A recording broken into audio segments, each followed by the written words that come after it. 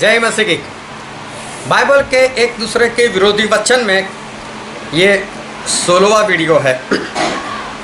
Bible के कुछ वचन है जो एक दूसरे के विरोध में दिखाई देते हैं। ऐसा है नहीं, पर कई लोग एक वचन के विरोध में दूसरा वचन बताते हैं। ये एक मूर्खता है।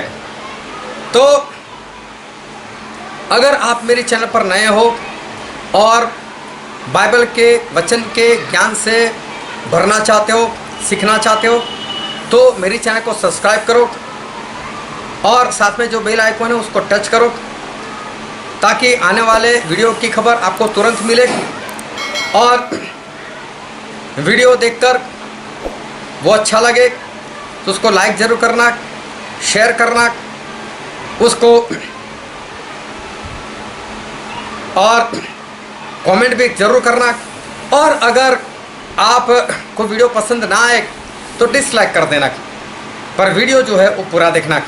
और बाइबल से अगर आपको भी कोई सवाल होते हैं तो आप कमेंट में ज़रूर दे सकते हो, या तो मेरा मोबाइल नंबर मैंने दिया हुआ है, उसमें भी आप मुझसे व्हाट्सएप कर सकते हो, मैसेज कर सकते हो, या कॉल कर कर जो भी सवाल है वो बता सकते हो। और परमेश्वर के आत्मा से उसके बारे में आपको बताया जाएगा। तो वीडियो को अंत तक पूरा देखना।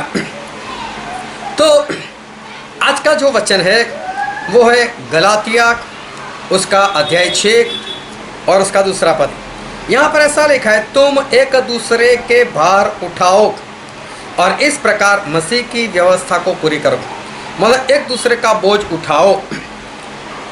और फिर उसी के 5वें पद में ऐसा लिखा है, क्योंकि हर एक व्यक्ति अपना ही बोझ उठाएगा। तो अभी सही में हमें एक दूसरे का बोझ उठाना है या हर एक व्यक्ति को खुद का ही बोझ उठाना है? सच क्या है, एक दूसरे का बोझ उठाना या खुद का ही बोझ उठाना? गलाती 6 और उसके दूसरे पद में एक बार फिर से मैं पढ़ता हूँ, तुम एक दूसरे के भार मतलब बोझ को उठाओ और इस प्रकार मसीह की व्यवस्था को पूरी करो। इस वचन को हम समझते, और इस वचन को समझने के लिए हमें उसका पहला वचन मतलब गलाती 6 और 1 पढ़ना पड़ेगा। और देखो उसमें लिखा है, हे भाइयों, यदि कोई मनुष्य किसी अपराध में पकड़ा भी जाए तो तुम जो आत्मिक हो नम्रता के साथ ऐसे को संभालो और अपनी भी चौकसी रखो कि तुम भी परीक्षा में न पड़ो। परमेश्वर ऐसा कहते हैं कि कोई इंसान अगर पाप करते हुए पकड़ा जाए, मसीह में आया हुआ है लेकिन फिर भी उससे गलती हो गई, कमजोर है अभी आत्मा में, और उसने अपराध कर लिया, पाप कर लिया और पकड़ा गया, और उसके घृणा मत करो, उसे छोड़ मत दो, लेकिन नम्रता से उसके पास जाओ, उसको समझाओ, उसको सिखाओ और उसको अच्छी तरह से बताओ कि बाइबल में क्या लिखा है और हमें किस तरह से जीवन जीना है। मैं उसको संभाल कर मसीह के रास्ते में अच्छे से उसको लेकर आओ। मतलब कि उसको बचाने का बोझ रखो, उसको बचाने का जो भार है उसको उठाओ। फिर परमेश्वर कहते हैं कि तुम एक दूसरे का भार उठाओ। तो ये बात सच है कि दूसरे को बचाने का जो बोझ है वो बोझ हमें रखना चाहिए। जो आत्मा में कमज़ोर है उससे हमें बचाना है। और बाइबल में ऐसी हमें परमेश्वर की ओर से आज्ञा भी मिली है। और हम नीति वचन के पुस्तक में देखते हैं, नीति वचन का पुस्तक और उसका 24वां अध्याय और उसका 11वां पद। यहाँ पर परमेश्वर को आज्ञा भी देते हैं, जो मार डाले जाने के लिए घसीटे जाते हैं उनको छुड़ा, और जो घात किए जाने को है उन्हें छुड़ा। परमेश्वर ऐसा कहते हैं कि जो लोग घात किए जा रहे, मतलब नर्क के लिए मरे जा रहे, नर्क की ओर भाग रहे, परमेश्वर बोलते हैं कि उनको तू छुड़ा ले, उनको तू छुड़ा ले, ये बोझ रख तू। ये परमेश्वर की ओर से हमें आज्ञा दी है।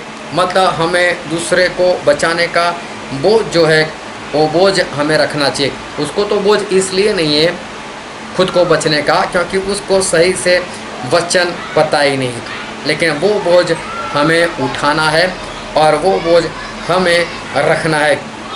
ये आत्मिक लोगों का फ़र्ज है, क्योंकि बाइबल में लिखा भी है, हम पढ़ते हैं इब्रानियों में उसका आखिरी चैप्टर मतलब 13वां अध्याय और उसका 17 पद।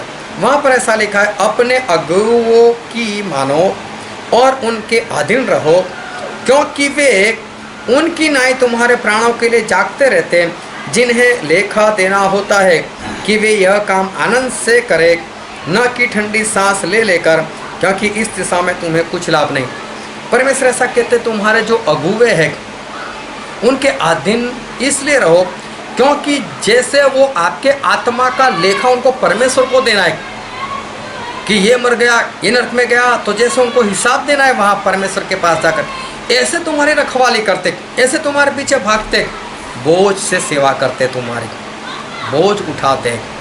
ये अगुवे जो है आत्मिक लोग हैं, उनका ये फर्ज बनता है कि जो लोग मारे जा रहे, अपराध में पकड़े जाते हैं, उनके लिए बोझ रखे और उनको बचाने का पूर्ण रीति से प्रयत्न करें। तो परमेश्वर बोलते हैं दूसरे का बोझ उठाओ, और ये वचन जो है वो वचन सही है।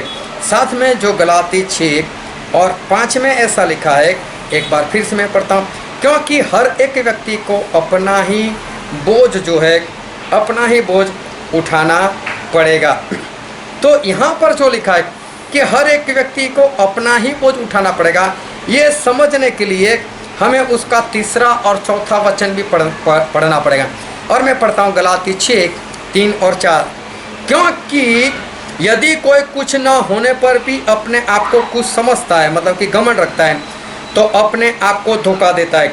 पर हर एक अपने ही काम को जांच ले, और तब दूसरे के विषय में नहीं परंतु अपने ही विषय में उसे घमंड करने को अवसर होगा।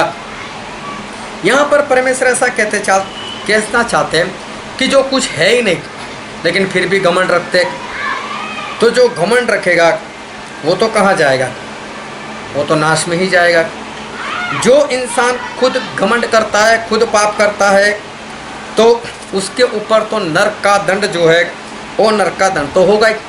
अभी वो घमंड करे और नरक का दंड कोई और पाए, ऐसा कभी नहीं होगा।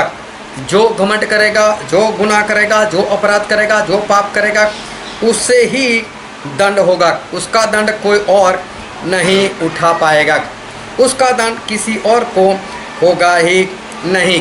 उसका दंड कोई भी अपने ऊपर नहीं ले सकता।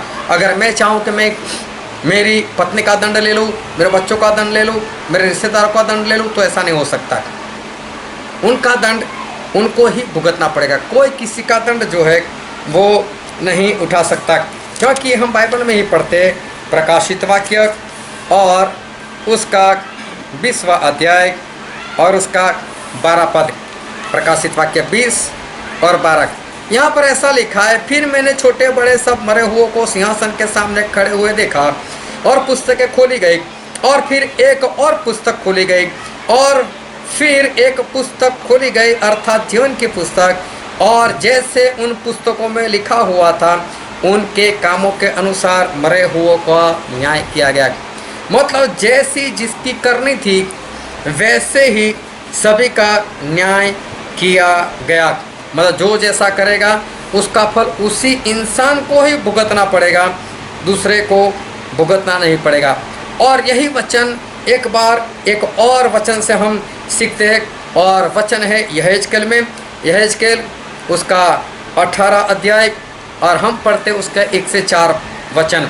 यहाँ पर ऐसा लिखा है, फिर यहोवा का यह वचन मेरे पास पहुँचा, तुम लोग जो इज़राइल के देश के विषय में यह कहावत कहते हो कि जंगली अंगूर तो पुरखा लोग खाते परंतु दांत खट्टे होते हैं लड़के बालों के, इसका क्या अर्थ है?